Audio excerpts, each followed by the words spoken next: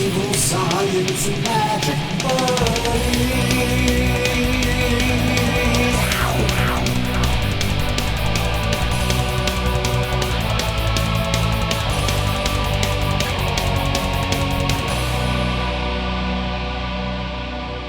Hello and welcome to the Cryptonautpodcast presents Evil Science and Magic Buddies, the show within the show, the conspiracy of the conspiracy, the Crypto Roundtable. I am Mark Storrs, and with me as always is... I'm Chris. And... Rob Morphy. Thank you all so very much for joining us for part 3 of our listener stories. These are fun. I look forward to these so fucking much because A... we kind of know the folks it happened to, and B, it's just a fresh influx of stories that probably for the most part haven't been published anywhere else. So I feel like we're like pumping new blood into the weird, into the paranormal airwaves, and I'm really, really stoked about that. Yeah, totally. Pump that paranormal blood into the airwaves. I like that. That sounds fun. That sounds like a good time. A sprinkler, if you will, of paranormal blood. Yeah, a fine mist. Oh my God. I like that feature, the fine mister.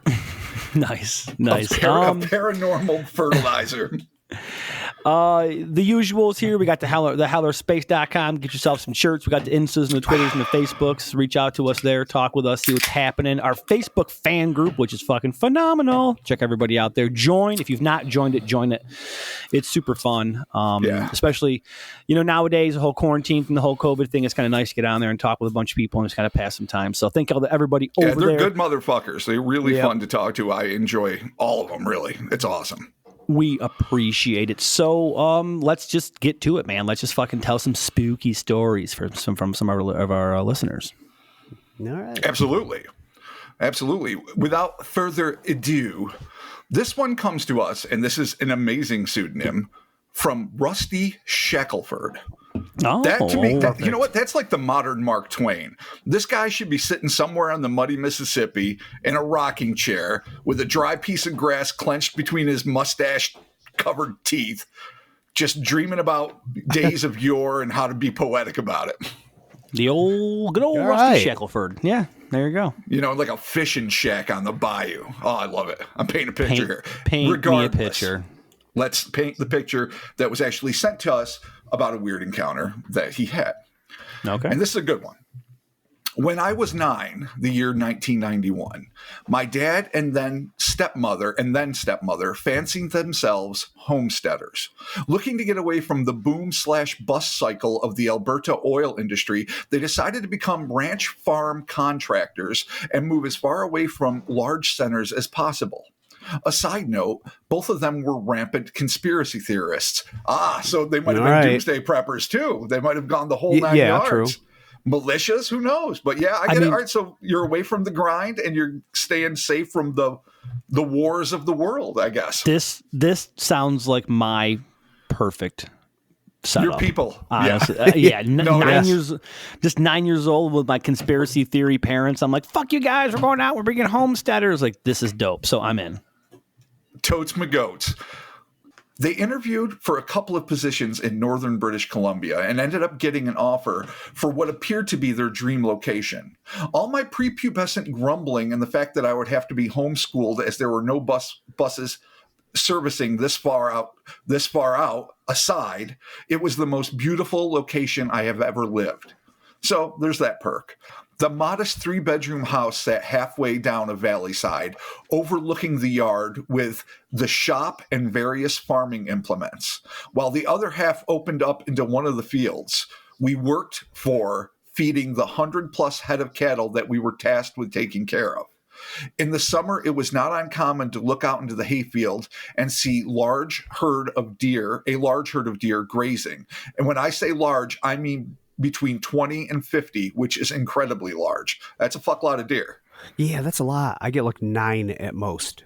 Yeah, absolutely. I don't know if I've ever seen more than maybe 10, 15 max. That's like an Africa-sized herd of gazelles is what I'm used to seeing that shit. We arrived in late spring as the roads were nearly impassable because of a lack of traffic. We spent the first week getting our home in order, acclimating our working animals, horses and dogs, to the area. When all that was finished, my older brother, who was 15, and I were tasked with assessing how much work the barbed wire fence infrastructure would require to fix, as it had fallen into disrepair. We set off on a cool morning on horseback with our sleeping bags, enough food for 3 days. We were only expected to be gone for 2 days, but we decided to be safe and pack enough for a third in case something went wrong, or more likely, we were having a good time and decided to stay one more overnight. We also packed our fishing rods and our rifles. My brother had my dad's 30-30 Winchester, and I had my Ruger 10-22. One of our working dogs came along as well. She was a border collie / blue heeler called Missy, my dog. So that's Rusty's dog. We had plotted our course with a map of the property that hung in the barn. There were trapper lodges spotted around the property that saw semi-regular use in the winter by one of the neighbors. We decided to use one of those for the first night. Makes sense, sleep indoors. By noon roughly that day, we were pretty deep in the woods. Our course was a pretty easy ride, minus the small creeks and rolling hills that we had to traverse. It was around that time that something changed. Nothing ominous, just off. That first little tingle of something in the air. That first little fuck up, you know? I added that part, just so you know. He didn't write that. He just wrote nothing on his stuff. I'm adding You that. guys I'm know, adding, right? You know. Is that when you get like? Rusty's asking. This is why I always have to break down. I am now Rusty. I am now Rob. Oh Jesus! I'm like H. John Benjamin. Is that his name? Where he does all these great voices, and they're always the same fucking voice, whether it's fucking Archer or fucking Bob Belcher. He is always doing the same voice. It's me. That's how I read. So is this when he gets like the paranormal piss shivers? Is that like, I mean, you're like, whoa? Well, he said nothing. I think that would be straight up ominous. He just said not ominous, just off, just a little off kilter. It happens. Piss shivers probably will come later. All right, cool. There was still a slight breeze, but there were no animal noises aside from the panting of the dog and the breathing of the horses. We decided to stop for a quick lunch of sandwiches by a creek. I ate quickly because I also wanted to get my line in the water a couple of times before we headed off. The first time I noticed the smell was while I was getting my rod out of the tie straps on my saddle. Not overpowering or nausea-inducing, just faintly on the breeze. I brushed it off thinking that there might be a carcass in the area. Judging by the smell, it was not so fresh, so we didn't have much to worry about. After we had finished lunch and I decided that the few nibbles I had gotten weren't worth riding unknown territory in the dark, we set off. It was then that I noticed that Missy was standing about 10 feet behind the horses, ears perked up and sniffing. I whistled for her as I crawled back into the saddle, and she took a few steps toward me before looking back again, but ultimately happily following. I mentioned to my brother about the dog and the smell I had caught. We both agreed it was likely some predator, which there were plenty of in the area, checking us out. That's nerve-wracking enough. We arrived at the Trapper's Lodge a good hour or two before sunset. We unsaddled the horses, hobbled and tied them, then fed them. By that point, though, the smell was getting stronger and had been for the last couple of hours before we reached the lodge. After we had finished dinner and the fire was getting low, we decided to sleep in shifts just to make sure that we didn't lose a horse in the night to what we thought was likely a grizzly bear. That is terrifying enough in and of itself, I think. Yeah. My brother took first watch and kept the fire roaring. It was hard to sleep knowing there was a bear stalking us. Missy and the horses were making all sorts of noise, not loudly, but you could definitely tell that something was amiss. My brother came and got me for my shift at 2 a.m. I was already awake. I went and stoked the fire and double-checked my brother's rifle to make sure it was loaded, then sat down by the fire. I must have been mesmerized by the coals and the fire. It didn't take long for me to zone out. I didn't fall asleep, just zoned out, staring at the coals. I've definitely been there. That's when Missy bolted past me and started growling and barking at the tree line. I snapped out of it. The first thing I noticed was how god-awful the smell had gotten. It was like hot, wet garbage and a rotting carcass rolled into one. Oh, yeah. That's the best. That's why Rusty is the great nature writer of our age, because that paints that filthy picture that your nose hates. That hot, wet garbage and carcass. They're like literally the two worst things I've ever smelled. Yeah, Combine absolutely. them, you got a party. It's like that weird sweet garbage smell that just kind of permeates in your nose. Oh, it yeah. doesn't go away easy at all. And garbage the carcass, juice. like properly decaying carcass that hasn't like turned to jerky yet, so it still's got that fresh, nasty, maggoty kind of smell. All right, there you go. Indeed. I almost passed out from it, but quickly regained my focus when I heard the horses start trying to take off. I dropped the rifle and ran over to double-check the knots I used to tie them to the post and to calm them. It took a minute to get them calm. At this point, my brother was outside and had a rifle in his hands. And had my rifle in his hands. All right, so that's good. At least there's two of them. Missy was absolutely losing it now. I had never seen her like this before, and I had had her since she was a pup. She was still at the tree line, but was running a few steps, then running back. Oh, that's creepy. Both my brother and I leveled our rifles at the tree line and started scanning. I thought I saw something moving in the tree line, but wasn't sure, as I was also standing behind the fire, and it could just have been the light from the fire. We each let off a warning shot into the woods. We heard movement at this time. It was going away from us, and the smell was lingering, but not nearly as strong. Whoa. Yeah, I know. It's creepy. We both decided to pack up and leave at first light. We didn't talk much that day and made great time to the next lodge where we were going to stay the night, but it was trashed. The door had been shredded and pushed inwards. All the bedding was strewn all over the campsite, and the cutlery and eating utensils were all over the ground. I don't know why fucking cryptids, or whatever the fuck this is going to end up being, have to be dicks. I really don't. If you want to steal some food, you want to do your shit, you want to fucking terrify somebody if you're an ultra-terrestrial, I get that bag. But come on, man. Leave some shit intact. Don't be a jerk about it. Maybe it's just their hatred for man. Their deep, burning hatred for man. Dude, they're anarchists. Yeah, they're Antifa. Come on, man. Oh, my God. I can't help but think it's kind of like Clive Barker's Nightbreed, where they're just like this organized contingent that live underground, and they're just sick of being oppressed, a terribly oppressed minority. Totally. I'm still kind of pissed they never finished that saga, because I was definitely into it. We all are. It's okay, though. We'll get there one day. One day, Robert. We'll get there. No doubt. All right. We were nervous and decided that we weren't going to stay the night there and pressed on. We came to a good spot to camp in the early evening. It was on a hilltop with all the trees cut away back down to the bottom of the hill. Now, when I say hill, I mean it was maybe 10 to 15 feet tall from ground level, and the slope was probably 50 feet long. It's decent. We set up, it's a little hillock. We set up at the top of the hill. We unrolled our sleeping bags and got a fire going. We decided to eat the beans and the canned ham, in parentheses, fucking gross. And yes, agree. Yeah, it's nasty. Canned ham is the worst. You mean like cube? Pardon me? Like the cubed ham? I don't know if it's cubed or not. Or like I'm Spam. thinking Spam. Like I'm thinking like a hunk of ham with that congealed fat orbiting it that comes out. I love Spam. You love Spam? Oh. I do. I really like Spam a lot. See, I love ham, but salty Liar's ham, I don't know. I suppose if you fry it up, I know. I like a lot of garbage imitation food. I really do. I love Chef Boyardee. Don't let the gel fool you.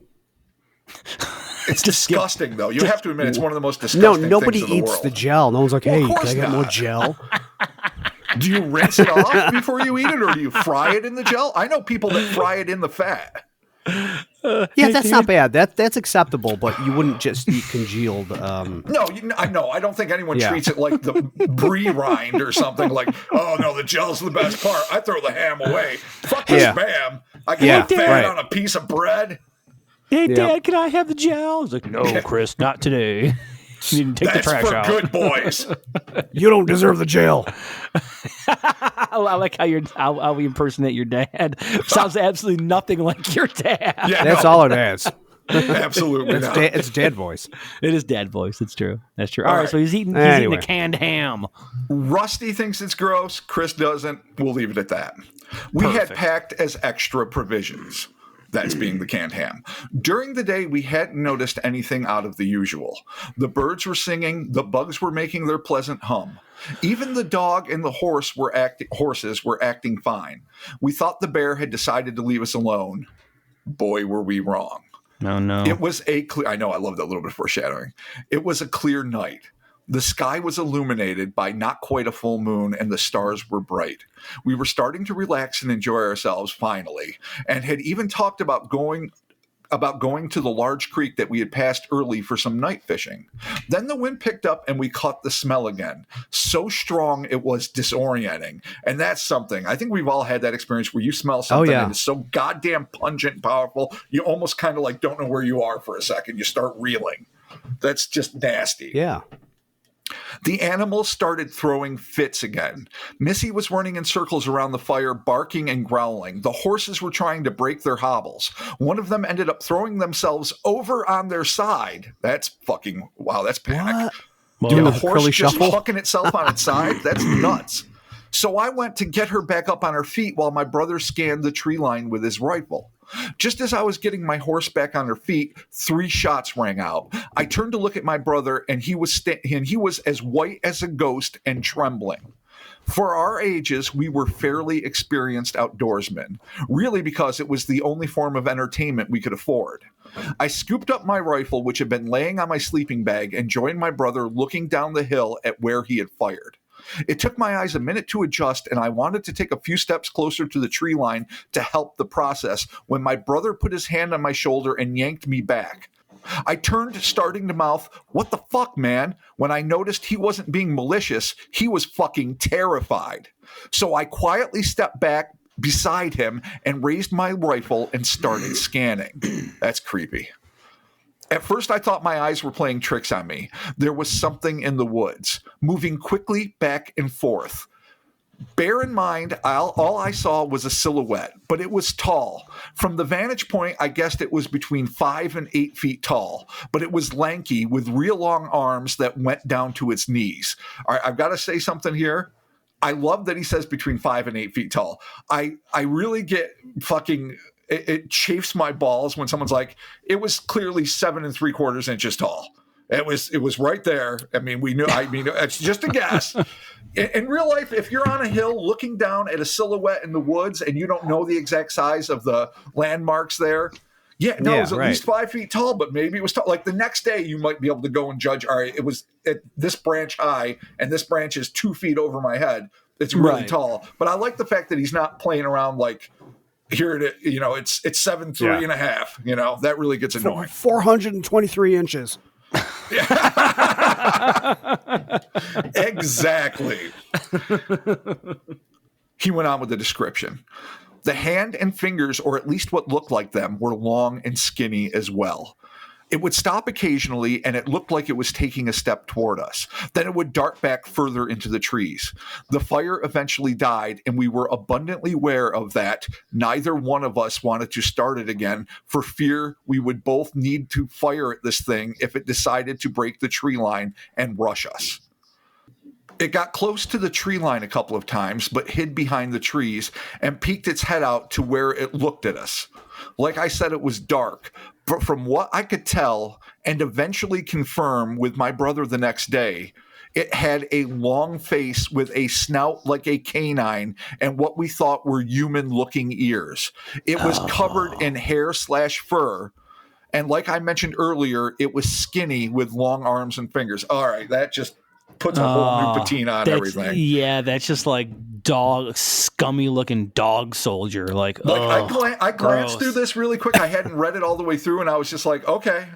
So I think we got a solid Bigfoot outing here. I didn't realize that we were going to go dipping into Dogman territory, which is infinitely creepier as far as I'm concerned, just because these things seem much more predatorial and voracious. Like, as much as I have never been an advocate for the gentle giant, anyone who listens to this podcast knows, I do not think a Bigfoot is a frolicking, bunny-loving, nature, tree-hugging, nature's, Build-A-Bear. But that having been said, they at least try to get the fuck away from us. They mostly try to avoid people. It seems like dogmen, conversely, are all about getting up in your grill and fucking then using you as fucking food. So yeah, man, they want to fucking eat your face, dude. Fuck yeah, dogman. But it's weird, and they often tend to be much lankier. Like, that was a great fucking testimony to the dogman. Fucking dogman. Yeah, dogman. They do. I mean, I'm not going to argue. Clearly, they do. All right, let's see how this fucking turns out. Oh, man. We were awake all night. You and your fucking dog, man. Oh, God damn it. And spent most of our ammo trying to scare this. All right, get it out. Get it out of your system. No, dude, what they're doing here is interesting because they came in contact with this thing, but now they almost have like a fire line set up where like they're holding the fucking fort where they're like, fuck this thing. We're going to shoot it to try to fucking fend it off. So I'll have to have you continue here to see how this ends, but consider that for a second, man. These are kids. These are fucking kids with a fucking 30-30 and a 10-22 fucking unloading on this and keeping it at bay. Well, these are men. You're misrepresenting they're not kids, what's happening. they're men. Are they? All they've done is trash their house so far. Trash their house? It just trashed the place. That's what it's done so far. All that it did? Yeah, it didn't run at them. It's like it's fucking creeping, dude. You can't take a dog man lightly. Come on, dog man. You can't take a dog man lightly. Come on. You're assuming it's a dog man. Okay, all right, sorry. I don't want to assume what it is, but all right, Robert, it could continue. be like a werefox. You don't fucking know. That's true. Even better. Even fucking better. That's what I'm saying. Yeah. But one thing I will say is I think you think they're shooting at it. I don't think they're shooting at it, Mark. I think they're shooting around it to try to frighten it away. They're not trying to kill it. They're trying to frighten it to keep it away. That's what I was saying. Would they have been better off not wasting this ammo and just trying to kill it? I'm not trying to bait you because I know you're Murder Master. No, That's your title. You're Murder Master Mark Stores. Marvel presents Murder Master. Issue 0. I think with this especially, you're better off trying to get it to run. Just get it to get the fuck away from you so that you can plan an exit. So you think if it's injured, it's more dangerous? Oh, well, a lot of wildlife is. If you can injure it, you don't know if you can injure it, but if you shoot it to scare it away, then you're probably better off, in my opinion. But I'm only one beer in. But if it's a paranormal being, as it might be in your perspective of it, a bullet would be wasted anyway. So you're shooting ghosts, dude. It. You're shooting at the ghost of the dog man. It's nothing you can do. Oh, and that's the ghost of the dog man. Yeah, fucking dog man. But what if it's the ghost of the werefox? Exactly. Oh, but that's better. What if it's just a werefox and there's no ghost? What if it's a werefox who's best friends with the ghost of a dog man and they're in cahoots? Okay, let's continue on with the story and see where it goes. And see if it's a ghost. Just stop. What if it's a piece of cheese? I can't tell you, if it's a well-blended white cheddar, I'm going to eat it. Right, I'll eat the shit out of it. I mean, it's going to be shoot sharp. it and eat it. Jesus Christ. Yeah, if it's provolone just hanging out. If the dogman ghost or a provolone dogman ghost was attacking me, I would try to shoot it, and then I would most definitely not waste the carcus. You both have gout. You both have gout in your future. You both have gout in your future. Enjoy. All right, continue. Wow. Thank you. Thank you for that. Wrong. We were awake all night. Mark Stores. Awake all night, sir. And spent most of our ammo trying to scare this thing away. I am not joking. This classroom will come to order. Dog man! Oh, no. Dog man! Unrespected substitute teacher.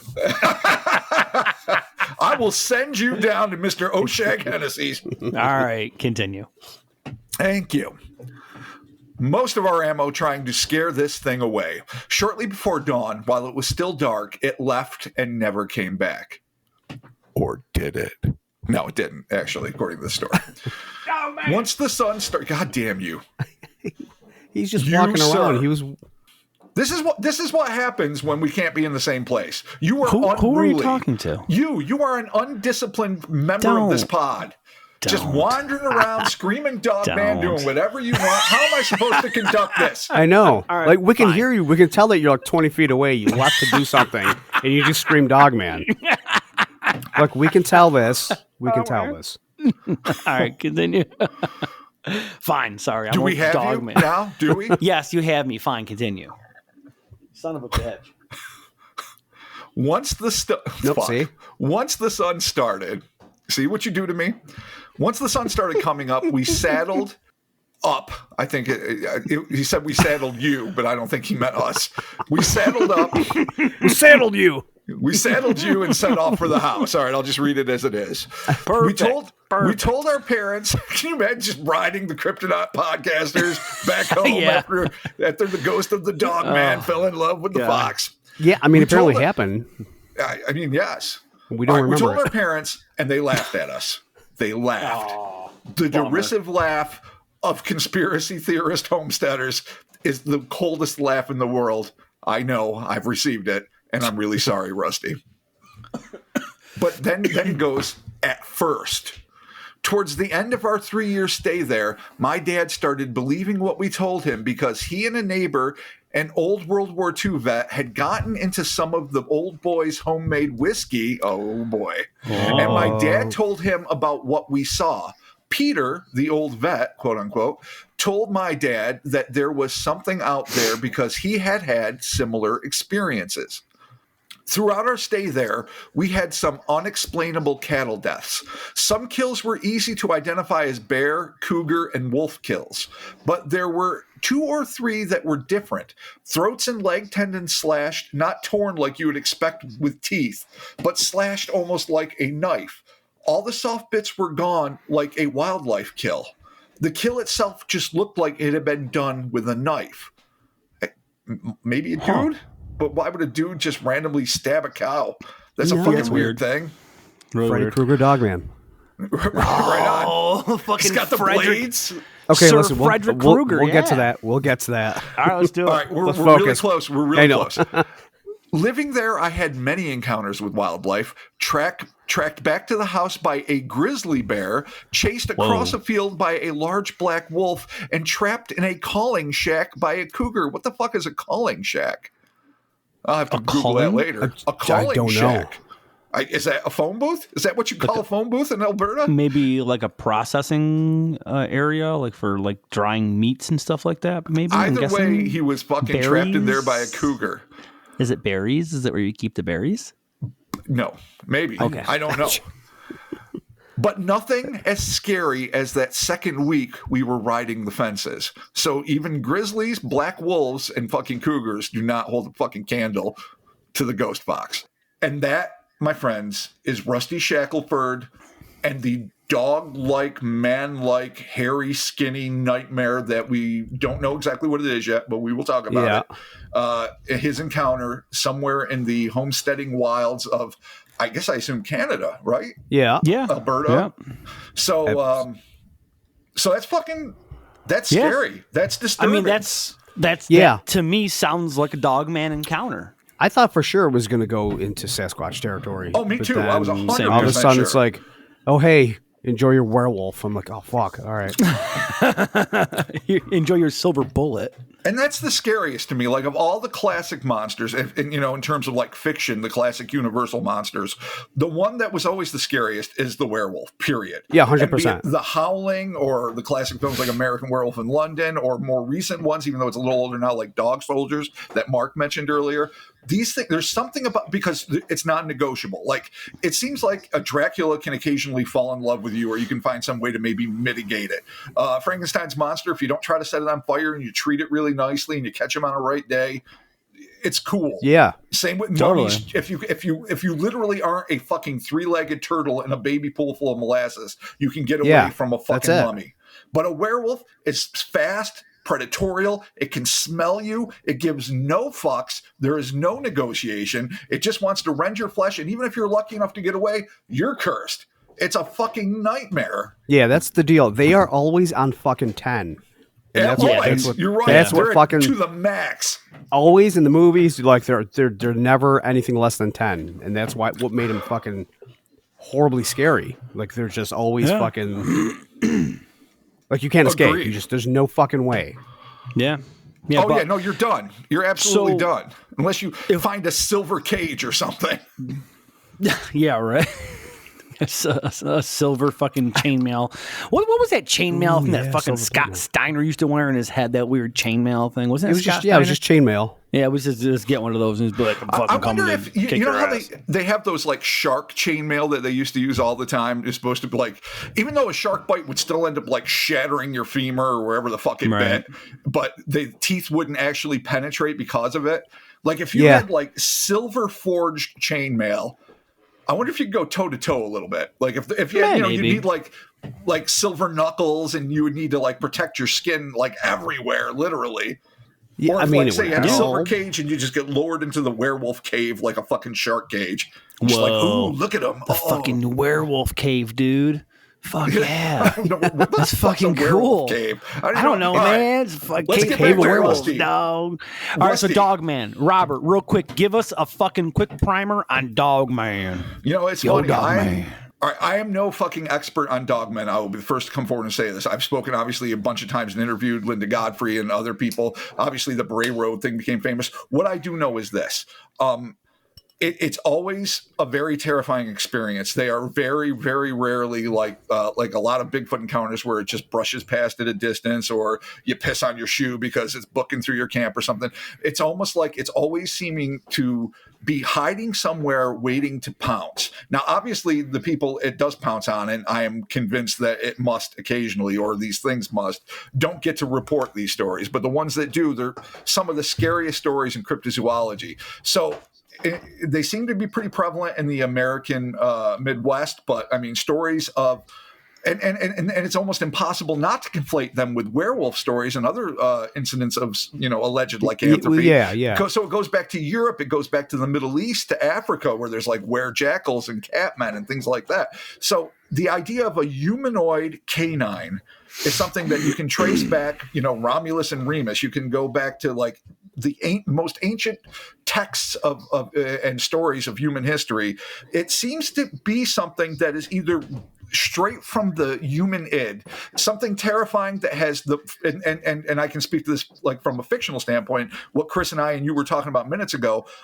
It has the cunning and the bipedal humanoid maneuverability of a human being with the ferocity and viciousness and all of the excellent predatory skill sets that come with like a great sense of smell and acute vision and acute hearing of a wolf or whatever animal it's representing. And that's what makes it one of the most terrifying combo things in the world. So is this a psychological default? Is this something where people are manufacturing literally the most terrifying two things they can think of? A wild toothy predator that, like wolves all over Europe were terrifying, and we're killing people left and right. Like if you were alone with a pack of wolves, you were fucking meat and you were done.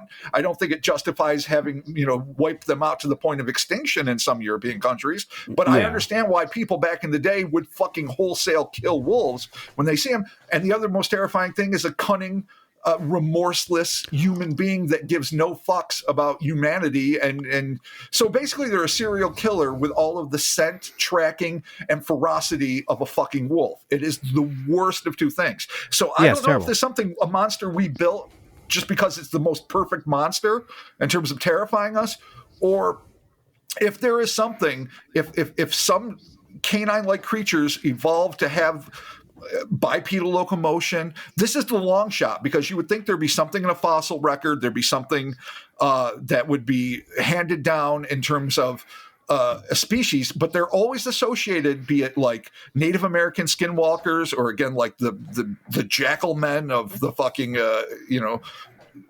sub-Saharan and Africa.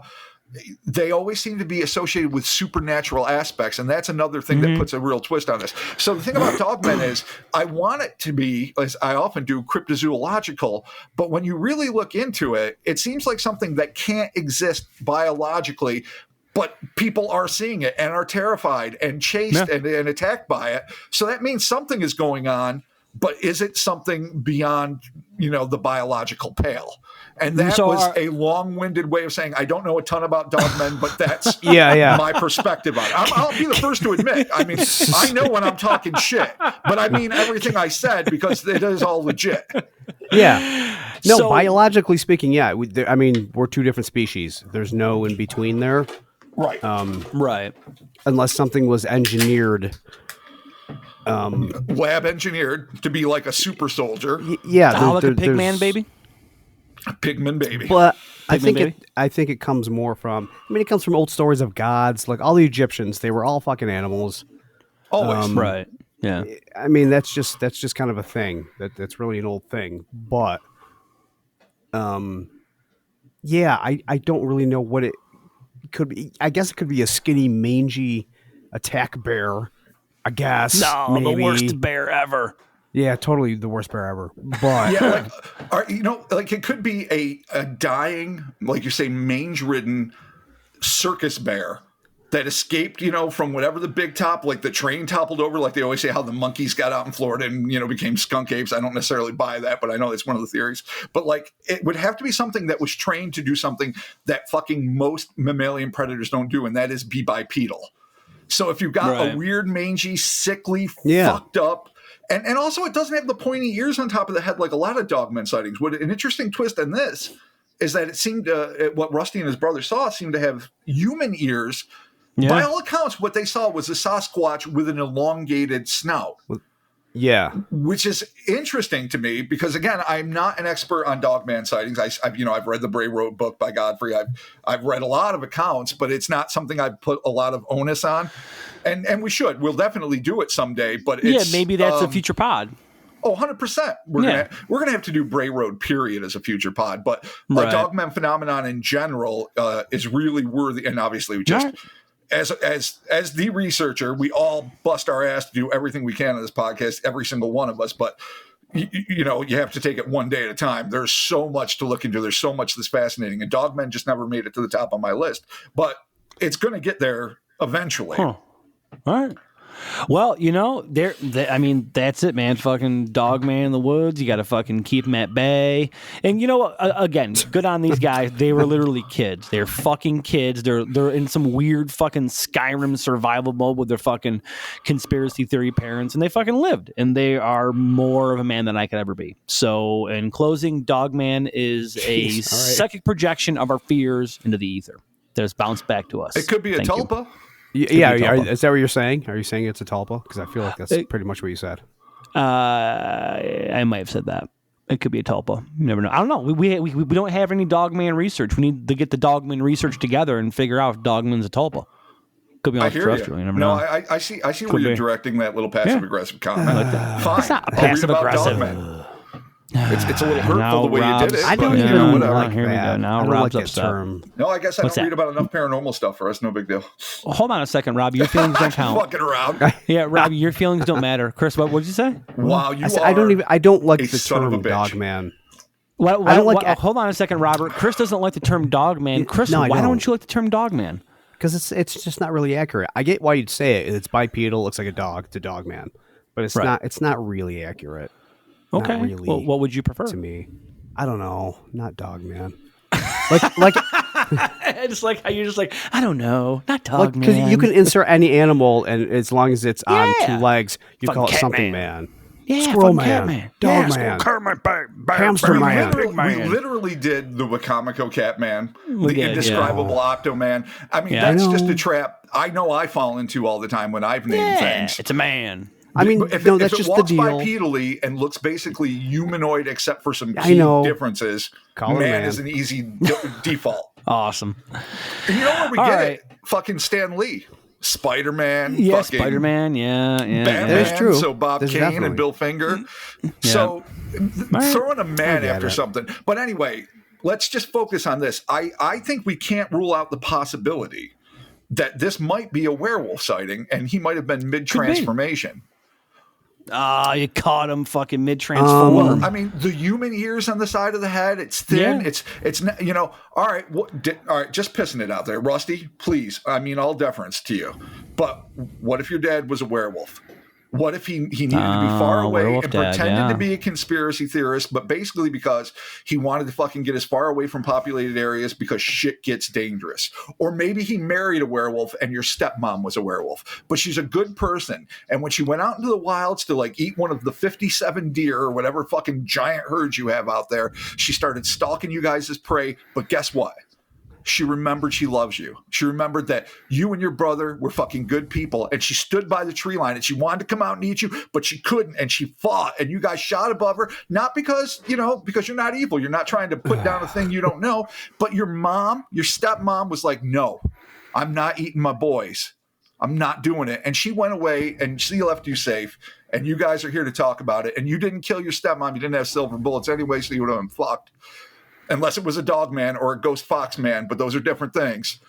Right. Chinese fox spirits are also things. I'm just saying, your mom, maybe your dad, but one of them, they were getting away from the city because it's dangerous. Maybe there were a couple of werewolves. Maybe one bit the other and they both had it. But they're like, I'm not going to kill my boys. And so That's good for Well- parents everywhere to think about that. Yeah. Except for the dad eventually like agreed and was and started telling the vet about all that stuff. Oh, the old veteran Pete. Yeah. Yeah. Yeah. So eventually So the I dad guess it's came the around. mom. Your stepmom was a werewolf. All right, there it is. It would've Thank been a you so surprise much, for your dad. Rusty.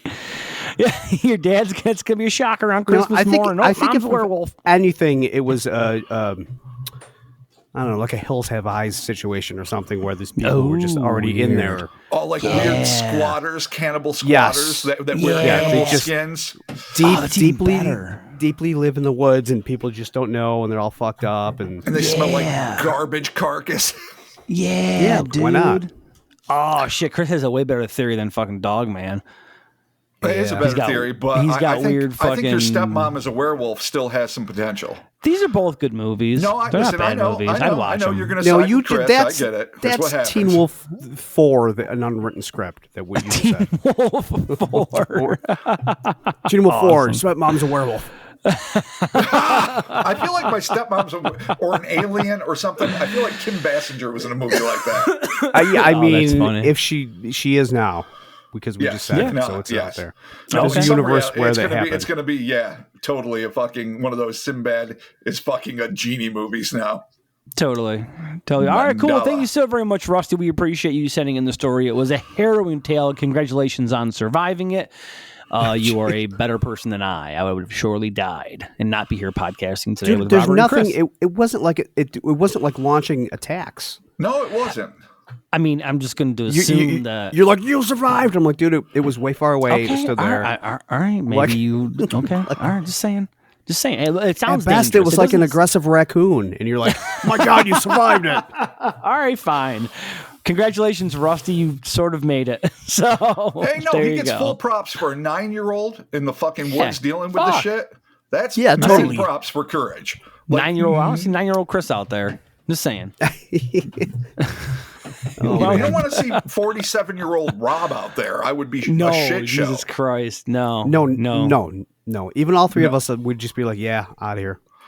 Yeah, I'm not yeah, hanging out 100%. there, that shit, dude. No, I'm getting in my fucking Dodge Ram Bighorn and leaving. Like, see you fuckers later. All you have is a fucking I'm down the horse. hill. And Missy, the sweet, sweet guard dog. I would go nowhere on a horse ever. I don't fucking do horses, dude. Oh, between getting devoured by a dog man ghost that may or may not be your stepmom and may or may not be fucking fox. whatever. Yes, a Fox. Or a fox piece of cheese. creature, Or cheese. Yeah, or a that's fucking right. Hills Have Eyes cannibal in fucking a dog suit. You would not Yeah. ride a horse to get away. I wouldn't head out there on a horse to begin with. It's not my jam. I'm not going to ride a horse into the fucking wilderness. It's just not going to put myself in that All kind I'm of saying situation. is, if a horse is your only option to get away Jesus. from a mortal terror, Fine. Yes, would I you will. ride the I'll ride fucking the horse? horse. Yes, I'll ride the horse. Are I'm you so happy? proud of you. Are you happy now that I'm going to ride the fucking horse, Dad? Really? He's so It's- mad he yeah, has to it ride is the horse official. to safety. Plague Mark is so fucking mean, dude. What is wrong Dude, with I you? know. What Mark is mean? Plague Mark? Plague Mark is a goddamn nightmare. Yeah, Plague Mark's a fucking bummer.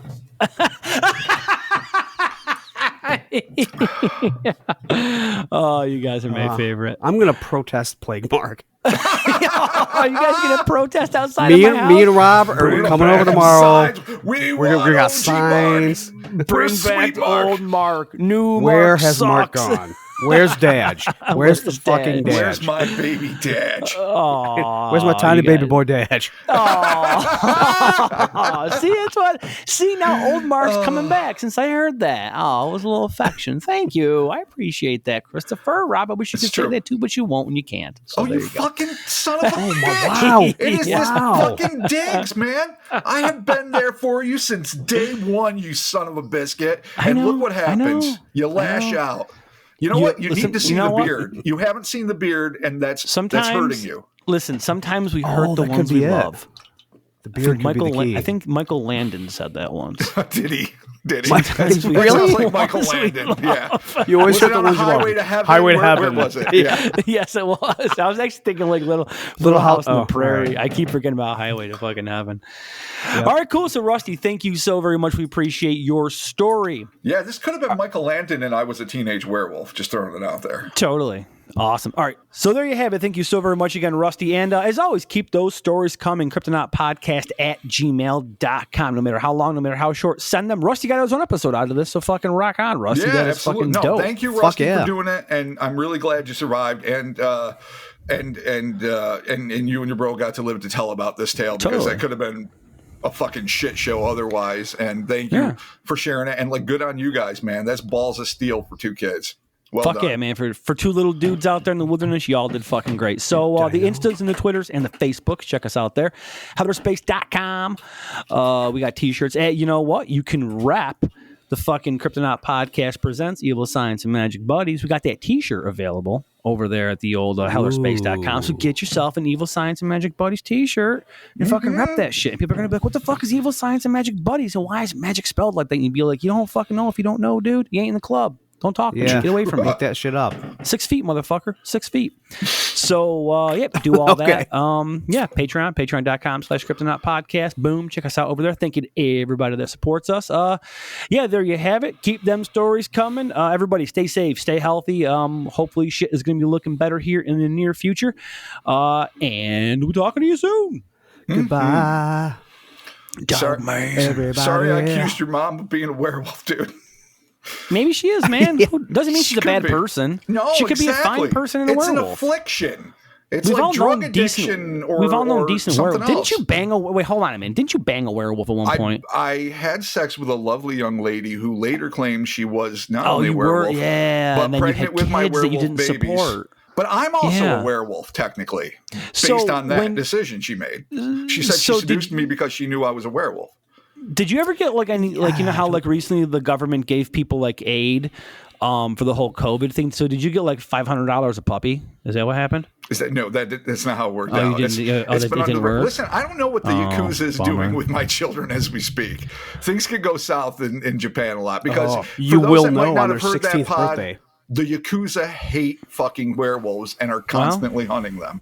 They are And you they are have- on the lam. They are a victimized species, and I'm saying right here and now, support your local werewolf because they might be predatory monsters one day out of the month. But really, is it the Yakuza's job to kill them? Just there are American werewolves out there being killed by the Japanese as we speak. I mean, I don't even want to broach that. I don't know what to do, but thank you all so very much for joining us, and we'll be talking with you soon. Bye. Goodbye, good friends.